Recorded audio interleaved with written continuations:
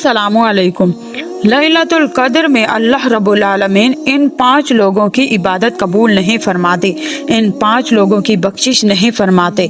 वो कौन से लोग हैं जिनकी अल्लाह रब्बुल आलमीन इस फजीलत वाली रात को भी बख्शिश नहीं फरमाते? बयान करने का मकसद ये है कि हम अपने अंदर देखें कि कहीं हम भी इन गुनाहों में मुब्तला तो नहीं, कहीं हम भी इस जुर्म का हिस्सा तो नहीं। अगर हैं तो सच्चे दिल से तौबा करें ताकि अल्लाह रब्बुल आलमीन हमारी तरफ भी इस बरकत वाली रात, फजीलत वाली रात को नजर करम फरमाए।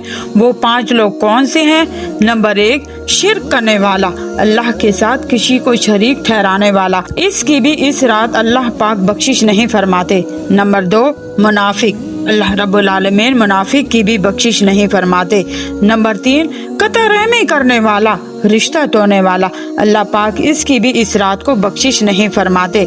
नंबर 4, वालिदैन का नाफरमान, माँ बाप की नाफरमानी करने वाला, इसकी भी अल्लाह पाक इस रात को बख्शिश नहीं फरमाते। नंबर 5, शराब पीने वाला, शराबी, इस रात को शराब पीने वाले की भी बख्शिश नहीं होती।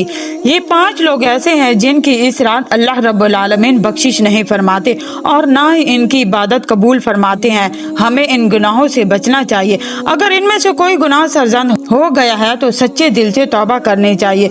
मुझे अपनी दुआओं में याद रखिएगा और अगर वीडियो पसंद आए तो जरूर शेयर कीजिएगा।